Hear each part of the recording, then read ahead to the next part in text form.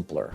Most people are chasing success, but they never stop to ask themselves a powerful question: am I even leading my own life? Asterisk, asterisk, because the truth is success does not come to the distracted, the undisciplined, or the directionless. It comes quietly and loyally to the person who has first learned to lead themselves. Not talent, not luck, not connections, but the quiet, unseen ability to guide your own thoughts, control your own actions, and discipline your own soul. Because before you can build anything meaningful in this world, you must first build yourself. There is a battle happening inside you every single day, a battle between ease and effort, between comfort and growth, between distraction and purpose.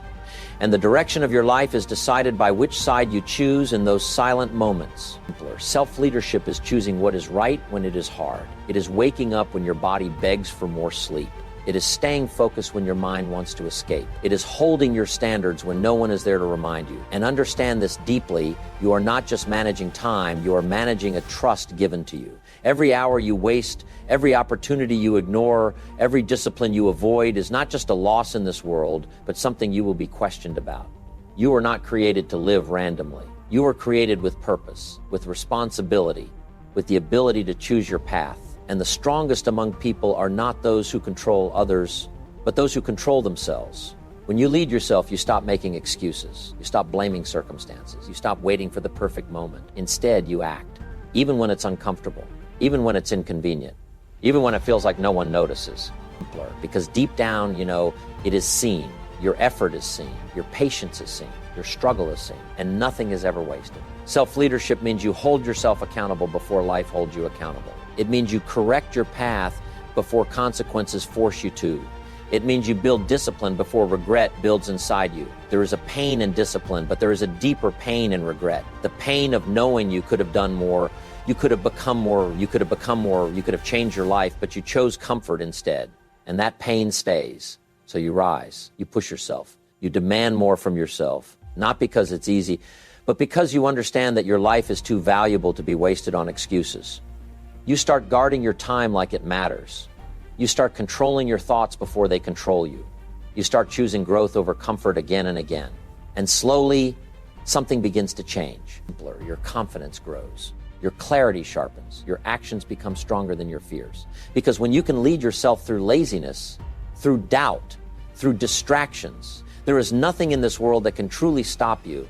And in those moments when no one is watching, when the world is silent and your heart is aware, you realize that real success was never about chasing something outside, but about becoming someone worthy from within. What people celebrate on the outside is always built in silence. The applause, the recognition, the visible success, these are only the final chapters. The real story is written behind closed doors in moments no one ever sees. It is written when you choose to wake up early without anyone forcing you, when you stay committed even when there is no reward in sight, when you continue working while others are resting in comfort.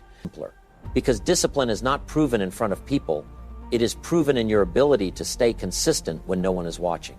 And this is where most people fail. They want public results, but they avoid private responsibility. They want recognition, but they escape preparation.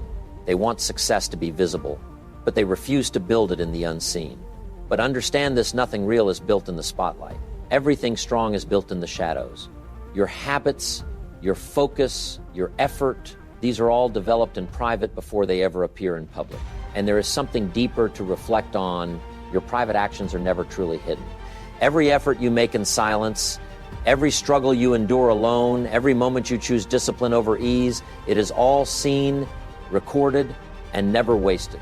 So when you sit alone and you fight your laziness, when you resist distractions, when you push yourself beyond comfort, you are not just building success, you are proving your sincerity. Because true discipline is not about impressing people. It is about aligning your actions with your purpose. There will be days when no one encourages you, no one checks on you, no one acknowledges your effort. And those are the days that matter the most. Because on those days, your character is being tested. Will you stay committed, or will you fall back into comfort? Will you act with intention or drift without direction? This is where real growth happens. There is a quiet pain in discipline, the pain of saying no to distractions, the pain of pushing through tiredness, the pain of doing what is necessary instead of what is easy. But that pain carries purpose, because the alternative is far heavier: the weight of regret, the feeling of wasted time, the realization that you had the chance to change your life, but you didn't take it, and that pain lingers. So you choose discipline. You choose to show up when it's hard. You choose to stay focused when your mind wanders. You choose to keep going when results are not immediate. And slowly, quietly, your private discipline begins to shape your public reality. Your confidence becomes stronger. Your results become visible. Your life begins to reflect the effort you once made in silence. Because success does not suddenly appear. It is built moment by moment, decision by decision, in the unseen hours that most people ignore. And one day, what was once hidden within your private discipline stands clearly in front of the world as undeniable proof of who you chose to become. Everyone has good intentions. Everyone has plans, dreams, and ideas about the life they want to live. But intentions by themselves have never changed a life, because a better future is not created by what you plan to do. It is created by what you repeatedly do. Your daily habits are quietly shaping your destiny. Every small action, every repeated behavior, every choice you make when no one is watching, they are building your future piece by piece. And the truth is uncomfortable. You don't become successful because you want success. You become successful because your habits align with it. If your habits are weak, your future will be unstable. If your habits are strong, your future becomes powerful. It is that simple. But most people live in illusion. They say, I will change tomorrow. I will start next week. I have big goals, yet their daily actions tell a completely different story, because intentions speak, but habits prove, and there is something deeper you must reflect on. You have been given time, energy, and ability as a trust. And what you do with it daily is not random, it is being accounted for. Every moment you waste in distraction, every time you delay what you know you should do, every habit you allow to control you instead of controlling it, it is shaping a future you may not be ready to face.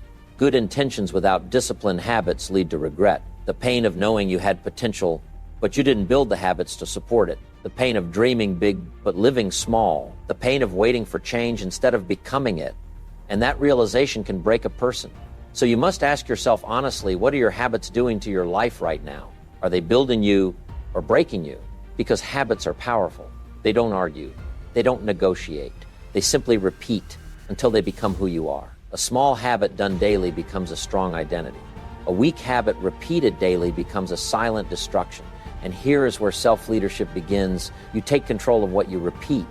You stop waiting for motivation and you start creating structure. You stop relying on how you feel and you start doing what is necessary. Because discipline turns actions into habits, and habits turn effort into identity. There will be resistance. Your mind will push you toward comfort. Your body will seek ease. Your environment may distract you. But every time you choose the right action over the easy one, you are rewriting your future. Slowly, consistently, powerfully. Because your future is not something waiting for you, it is something you are creating right now through what you repeatedly do, and in those quiet, unseen moments where you choose discipline over desire, you begin to realize that the life you once wished for is slowly being built by the habits you were once struggling to maintain. Most people want control over their life, but they avoid the one thing that makes control possible: responsibility. They want better results without owning their actions. They want change without accepting their role in where they are. They want success, but they keep pointing at excuses. And as long as you blame anything outside of you, you give away the power to change anything inside your life. Because control does not begin when circumstances improve. It begins the moment you say, this is on me, not the economy, not your past, not other people, you. That is where power starts. Responsibility is heavy. It forces you to face the truth. It removes the comfort of excuses. It strips away the illusion that someone else will fix your life. And that truth can shake you. Because once you accept responsibility, you can no longer hide. You can no longer say, it's not my fault. You can no longer delay what you know needs to be done. You either act or you accept the consequences. And deep down, you already know the areas where you've been avoiding responsibility. The habits you refuse to fix. The discipline you keep delaying. The decisions you know are holding you back. You feel it, and ignoring it doesn't remove it. It only strengthens it. But here is the turning point.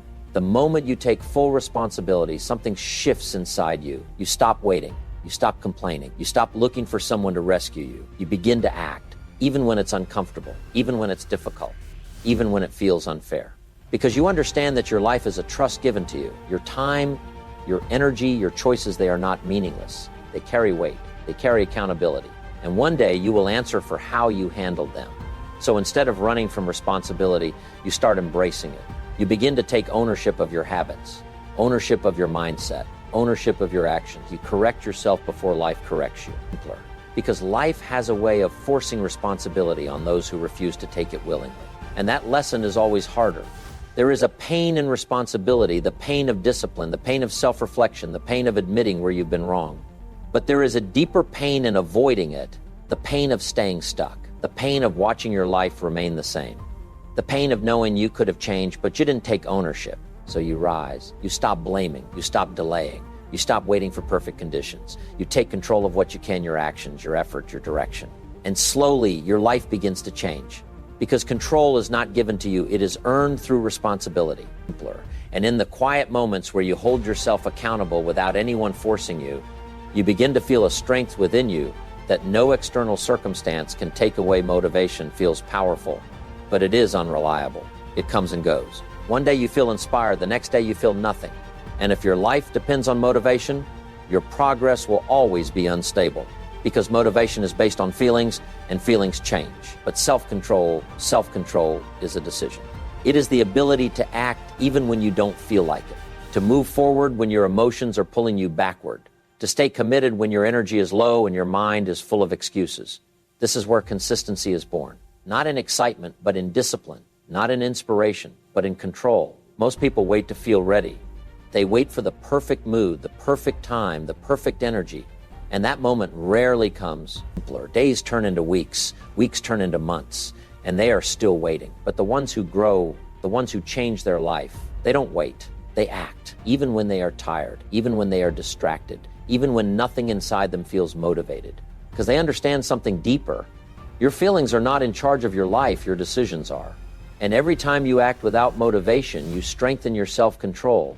Every time you push through resistance, you build discipline. Every time you show up when it's hard, you create consistency. And consistency is what separates wishful thinking from real progress. There is a quiet struggle in this process. Your mind will try to convince you to stop. It will whisper, take a break, you can do it later, you deserve rest. And sometimes rest is needed, but most of the time it's just disguised avoidance. So you learn to recognize the difference. You learn to control your impulses instead of being controlled by them. Because every small act of self-control is shaping your future. Choosing focus over distraction, choosing effort over comfort, choosing discipline over delay. These are not big dramatic decisions, but repeated daily, they become powerful. And there is something even deeper to reflect on. You have been given the ability to choose to control your actions, your habits, your direction. And that ability is a trust. Every time you let your emotions control you, every time you give in to laziness, every time you avoid what you know you should do, you are not just losing progress, you are weakening your ability to lead yourself. But every time you rise above that, every time you act despite how you feel, every time you stay committed without needing motivation, you are strengthening something within you, a quiet strength, a steady discipline, a control that does not depend on circumstances. And that is where real power lies, because motivation may start the journey, but it is self-control that continues it. It is self-control that keeps you showing up.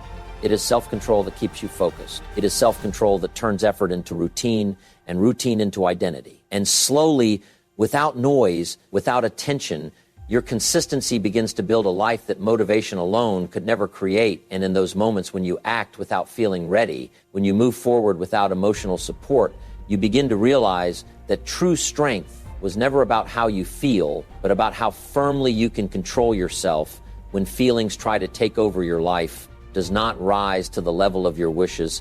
It falls to the level of what you tolerate. Every result you are living right now, your habits, your environment, your mindset is a reflection of the standards you have accepted. Not what you say you want, but what you allow. If you tolerate distraction, your focus will remain weak. If you tolerate laziness, your progress will stay slow. If you tolerate mediocrity, your life will never reach its potential. Because standards are not spoken, they are lived. They are the invisible rules you set for yourself, what you accept, what you reject, and what you demand from your own behavior. And here is the truth most people avoid. You already know where your standards are low. You feel it when you delay what needs to be done. You feel it when you settle for less than you are capable of. You feel it when you break promises to yourself. That quiet discomfort inside you, that is awareness. And ignoring it does not silence it. It only weakens you. Because every time you lower your standards, you lower your future. But the moment you decide to raise them, everything begins to change. You start saying no to what wastes your time. You start protecting your energy. You start demanding more from your actions, not occasionally, but consistently. Raising your standards means you stop negotiating with your excuses. You don't say, I'll do it later. You say, it gets done now. You don't accept average effort. You push for excellence, even in small things.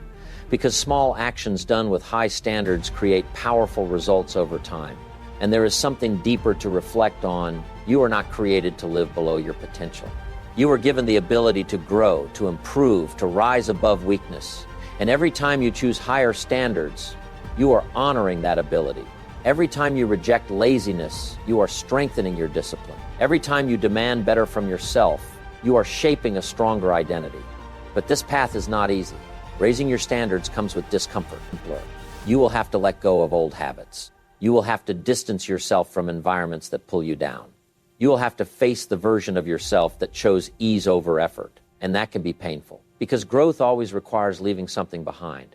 There is a cost to raising your standards, the cost of discipline, the cost of self-control, the cost of doing what is right instead of what is easy. But there is a greater cost in keeping them low, the cost of wasted potential, the cost of missed opportunities, the cost of living a life you know you could have improved. And that regret, it stays. So you make a decision. You stop settling. You stop accepting less. You stop allowing your habits to control your direction. You take ownership of your standards. You raise them in how you think. You raise them in how you act. You raise them in how you use your time. And slowly, your life begins to reflect that shift. Your discipline becomes stronger. Your focus becomes sharper. Your results become different. Because when your standards rise, your actions follow. And when your actions improve, your life transforms, and in those quiet moments where you refuse to go back to who you used to be, where you hold yourself to a higher level even when it feels uncomfortable, you begin to feel a sense of dignity within yourself that no external success could ever replace. Success is not something you hunt down. It is something that begins to move toward you when you become aligned within yourself. Most people spend their lives trying to control the outside world, chasing opportunities, forcing outcomes, comparing their progress, yet they ignore the one thing they truly have authority over, themselves. And without self-mastery, even success becomes unstable. Because if you cannot control your thoughts, your focus, your emotions, your habits, then whatever you achieve can easily slip away. Self-mastery is not loud. It is not visible at first. It is a quiet process of gaining control over what is happening inside you. It is learning to stay calm when situations try to shake you. It is learning to stay focused when distractions surround you. It is learning to act with discipline when your emotions push you toward comfort. And this is where real strength is built, not in controlling others, but in controlling yourself. There is a constant pull inside you toward laziness, toward delay, toward ease. And mastering yourself means you do not blindly follow that pull. You question it, you resist it, you rise above it, because you understand something deeper. You are given the ability to choose your actions, to guide your behavior, to shape your character. And that ability is not random, it is a responsibility. Every time you control your anger, every time you silence negative thoughts, every time you act with discipline instead of impulse, you are strengthening your self-mastery. And no effort in that struggle is ever wasted. Even when no one sees it, even when no one praises it, it is building something powerful within you. A level of control that cannot be shaken by circumstances, a level of clarity that cannot be clouded by emotions, a level of discipline that does not depend on external pressure. And this is what changes everything. Because when you master yourself, you become consistent, you become focused, you become reliable, and these qualities naturally attract opportunities. People begin to trust you, opportunities begin to align with you, results begin to follow you, not because you chase them desperately, but because you became the kind of person that can handle them. There is a deep struggle in this journey. You will face your weaknesses. You will confront your habits. You will see the parts of yourself that need discipline. And that can be uncomfortable, because self-mastery requires honesty. It requires you to admit where you lack control. It requires you to correct yourself repeatedly. It requires you to stay consistent even when it feels exhausting.